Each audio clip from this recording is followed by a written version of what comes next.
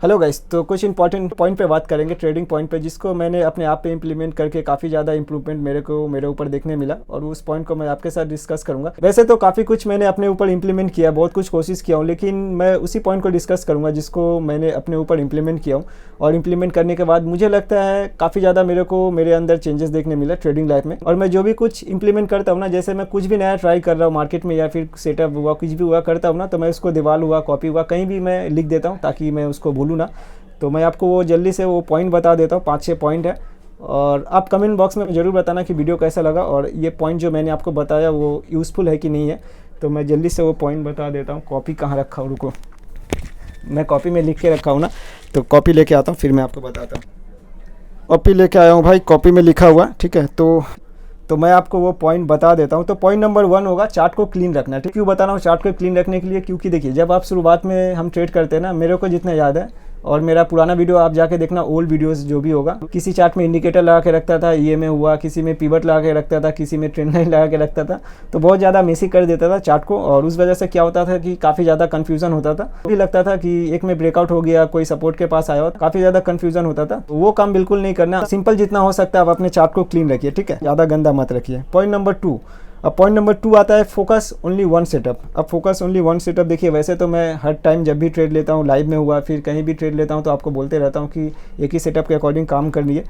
ये क्यों ज़रूरी है एक ही सेटअप के अकॉर्डिंग काम करिए? क्योंकि देखिए, मार्केट में आप अगर 10 तरह का सेटअप यूज़ करेंगे ना, तो आपको साइकोलॉजी कभी बिल्ड नहीं होगा क्या कि कभी आप सपोर्ट पे बाई कर लिए, कभी आप कोई इंडिकेटर लगा दिए, तो इससे क्या होगा, बहुत ज़्यादा कन्फ्यूजन होगा, आपको एज नहीं मिलेगा। आपका जो ट्रेडिंग एज होता है ना, सिर्फ और सिर्फ आपको एक ही सेटअप के अकॉर्डिंग काम कीजिएगा ना, तभी आपको देखने मिलेगा। आप अगर 5-10 सेटअप को डेली यूज़ कीजिएगा तो उसमें आपको आपका एज नहीं मिलेगा, आपको हमेशा डर लगा रहेगा। कभी लगेगा ट्रेंड लाइन का ब्रेकआउट हो गया, कभी लगेगा इसका सपोर्ट ले लिया। तो बिल्कुल आप एक सेटअप के अकॉर्डिंग काम कीजिए। जैसे मैं एसएल हंटिंग के अकॉर्डिंग काम करता हूँ, तो सिर्फ एसएल हंटिंग के अकॉर्डिंग ही काम करता हूँ। लेकिन कभी कल हो जाता है मेरे से भी गलती क्या होता है कि मैं कभी साइकोलॉजी को भी ऊपर ट्रेड बना लेता हूँ। जैसे कि आप फ्राइडे वाला ट्रेड देखे होंगे, वहाँ पे मैंने सेलिंग का प्लान किया था। शुरुआत में मैंने डिस्कस भी किया कि आपसे मेरे को यहाँ पे सेलिंग का मन है, लेकिन हुआ क्या कि देखिए, मार्केट में प्राइस एक्शन हुआ, कैंडल हुआ, मार्केट में चेंज होते रहता है, ठीक है। तो जब मेरे को लगता है ज़्यादा साइकोलॉजी के अकॉर्डिंग काम करना चाहिए, मेरे को क्लियर लगता है साइकोलॉजी, तब मैं उसके अकॉर्डिंग चला जाता हूँ, ठीक है। लेकिन मेरा सेटअप एक ही है, एसएल हंटिंग के अकॉर्डिंग मैं काम करता हूँ। तो आपको भी करना है कि एक ही सेटअप के अकॉर्डिंग काम करना है। कोई एक सेटअप डिसाइड कर लीजिए, उसके अकॉर्डिंग ही काम कीजिए, ठीक है। 2-3 सेटअप बिल्कुल यूज़ मत कीजिए, उससे होगा क्या, ज़्यादा पैसा भी लॉस हो जाएगा और आपको ट्रेडिंग एज भी मिलेगा नहीं और काफ़ी ज़्यादा टाइम लग जाएगा। तो अब तीसरा पॉइंट ये आएगा, fix your risk. Fix your risk मतलब मैं बता रहा हूँ, देखिए, रिस्क के साथ कोई समझौता मत कीजिए। जैसे मार्केट में रिस्क रिवॉर्ड जो हम रखते हैं ना, 1:2 हुआ, 1:1 हुआ, जैसा आपका मन होता है वो आपके ऊपर डिपेंड करता है आप कैसा रिस्क रखते हैं।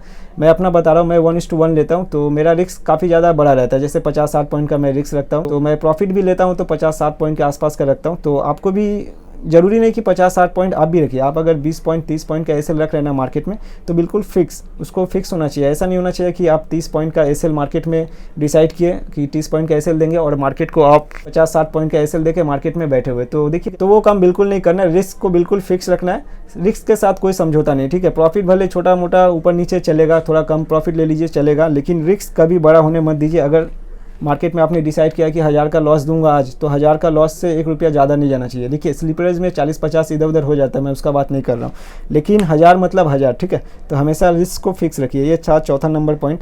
अब 5वां नंबर पॉइंट क्या आ जाता है, देखिए, और ये मेरा फेवरेट पॉइंट है। 5वां नंबर आता है, जो भी ट्रेड आप बनाते हैं ना, उसको आप रिव्यू कीजिए। मतलब जैसे आज आप कोई भी ट्रेड लिए ना, लॉस हो प्रॉफिट हो कुछ भी हो, ज़्यादातर कोशिश कीजिए कि जो लॉस वाला ट्रेड है ना, उसको अच्छे से रिव्यू करने का।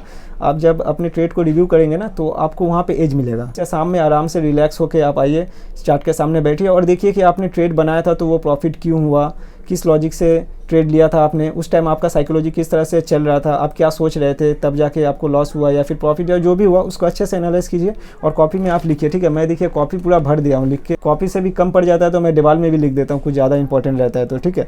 तो मैं इसी तरह से करता हूँ और आपको उसी तरह से करना है कि आपका जो ट्रेड है उसको रिव्यू करना ही करना है, ठीक है। हमेशा वो पॉइंट ज़रूर नोट कीजिए जिसको आप जब ट्रेड ले रहे थे ना, जो आपका दिमाग में चल रहा था उसको सोच के आप कॉपी में लिखिए कि ये सोच के मैंने ट्रेड लिया था तो मेरे को आज को प्रॉफिट हुआ ये, और लॉस हो रहा है तो वो भी लिखिए कि मैंने ये सोच के यहाँ पे ट्रेड लिया था तो मेरे को इस वजह से आज को लॉस हुआ। तो देखिए ये 1 दिन 2 दिन 3 दिन 1 महीना जब करेंगे ना तो आपको एक एज मिलेगा, ठीक है। तो आपको समझ में आएगा कि गलती हो रहा है तो कहाँ गलती हो रहा है और कहाँ पे मेरे को गलती नहीं करनी, मतलब कहाँ पे ट्रेड नहीं लेना, कहाँ पे वेट करना। तो ये सब पॉइंट देखिए आप लिखेंगे तभी समझ में आएगा, नहीं तो समझ में नहीं आएगा। और ये मेरा फेवरेट पॉइंट था, सबसे ज़्यादा इंप्रूवमेंट लगता है मेरे को इसको करने के बाद मिला है और फिक्स योर रिस्क करने के बाद मिला है। तो ये 2 पॉइंट पे ज़्यादा फोकस कीजिए, ठीक है। तो और 5वां नंबर पॉइंट आता है, सबका ओपिनियन सुनना बंद कीजिए, ठीक है। अब मैं ये क्यों बता रहा हूँ सबका ओपिनियन सुनना बंद कीजिए, क्योंकि देखिए जैसे मैं अपना बता रहा हूँ उसके बाद आप अपने रिलेट कर लेना। होता क्या था कि शुरुआत में तो देखिए हम सीखने का कोशिश करते हैं सबसे, तो मैं भी किया था और मैं काफ़ी सारा टेलीग्राम चैनल था उसको ज्वाइन किया था और काफ़ी सारे बड़े बड़े यूट्यूबर हैं, मैं बहुत बार बता चुका, बूमिंग बुल हुआ, फिर पावर अप स्टॉक हुआ, चाहे कोई भी हुआ। और एक कोडवाइज़र बोल के भी है, कोडवाइज़र बोल के उनको भी मैंने टेलीग्राम पे फॉलो किया था, और वीपी फाइनेंशियल और भी बहुत सारे हैं। तो देखिए वो क्या करते हैं कि टेलीग्राम में एक अपडेट डालते हैं, ठीक है, कोई फोटो छोड़ा या फिर चार्ट का फोटो छोड़ देते थे कि यहाँ पे मेरा सेलिंग का प्लान है। तो मैं क्या करता था, उनका ओपिनियन को ज़्यादा महत्व दे देता था।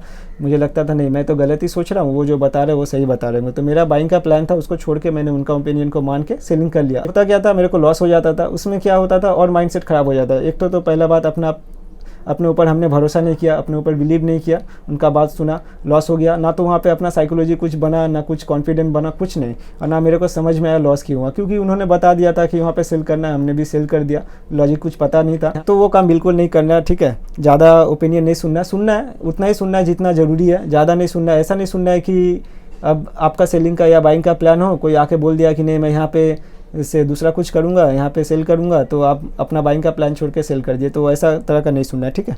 जो पॉइंट होता है सुनने लायक, जो आपको लगता है काम के लायक, तो उसी पॉइंट को आपको सुनना है। और ये लास्ट पॉइंट है, देखिए सब कोई बोलता है कि सेट योर गोल, ठीक है, लेकिन सेट गोल कभी नहीं करना है आपको। गोल सेट आप जब कर लेंगे ना तो आपका साइकोलॉजी क्या होगा पता है। जैसे अगर आप 5,000 से 50,000 का बनाने का सपना देख रहे हैं, या फिर आप कुछ ऐसा गोल बना के बैठे हैं कि इस बार मैं इतना बना लूँगा, तो होगा क्या बोले तो आपका माइंड बहुत जल्दबाजी करने लगेगा, ठीक है। आपको जहाँ तहाँ ट्रेड आपको मिलेगा, लगेगा कि ये ट्रेड अब चला जाएगा ऊपर, ये नीचे आ जाएगा।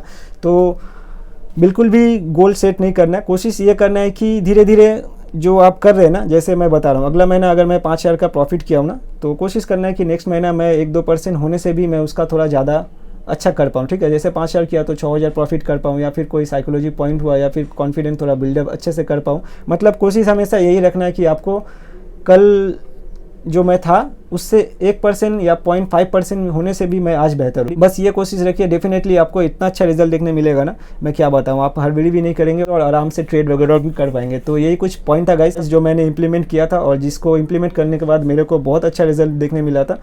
और देखिए ऐसा तो नहीं है कि सारा पॉइंट इंप्लीमेंट करने के बाद तुरंत प्रॉफिट में आ जाएंगे, ऐसा बिल्कुल नहीं होगा, ठीक है। लेकिन आप कहीं ना कहीं बड़ा लॉस या फिर भूल भाल काम करने से मार्केट में बच जाएंगे, और आपका कॉन्फिडेंस काफ़ी ज़्यादा बिल्डअप हो जाएगा, ये मैं बोल पाऊंगा। और आप इसको कंटिन्यू कम से कम 40-50 दिन तो ज़रूर कोशिश कीजिए, कंटिन्यू एक सेटअप पे काम कीजिए, कंटिन्यू रिस्क मैनेजमेंट कीजिए, और जो रिस्क डिसाइड किए वो दीजिए, और बिल्कुल आप एक लॉजिक के साथ ट्रेड लीजिए, एग्जिट कीजिए। तो 1-1.5 महीना कम से कम काम करके देखिए, डेफिनेटली आपको एक बहुत अच्छा इंप्रूवमेंट देखने मिलेगा। इंटरनेट से पढ़ा हुआ बातें या फिर किसी का सुन के बिल्कुल नहीं बताता हूँ, मैं वही चीज़ आपको बता रहा हूँ ना जिसको मैं अपने ऊपर इंप्लीमेंट किया हूँ, और उससे मेरे को काफ़ी ज़्यादा बेनिफिट मिला है, ठीक है। अब देखिए भाई, मेरा हर एक वीडियो बनाने का मकसद यही रहता है कि भाई मैं आपका टाइम वेस्ट ना करूँ, जितना हो सके जितना मेरे को आता है ना भाई, मैं पूरा आपको बता दूँ, ठीक है। तो गाइज मैंने पूरा कोशिश किया कि जो इंपॉर्टेंट पॉइंट है वही आपको बोलूँ, और ज़्यादा आपका टाइम वेस्ट ना करूँ। तो जो भी इंपॉर्टेंट था मैंने आपको बता दिया, बाकी आप इसको 30-40 दिन करके देखिए कंटिन्यू, जैसा मैं बोला उस पे काम, आपको डेफिनेटली एक बेटर रिजल्ट देखने मिलेगा। तो भाई उम्मीद करता हूँ वीडियो अच्छा लगा होगा तो कमेंट बॉक्स में बता देना कैसा लगा। लाइक सब्सक्राइब वो तो आपका मर्जी, करना मत करना, लेकिन कमेंट में जरूर बता देना भाई वीडियो कैसा लगा। तो मिलते हैं भाई नेक्स्ट वीडियो में।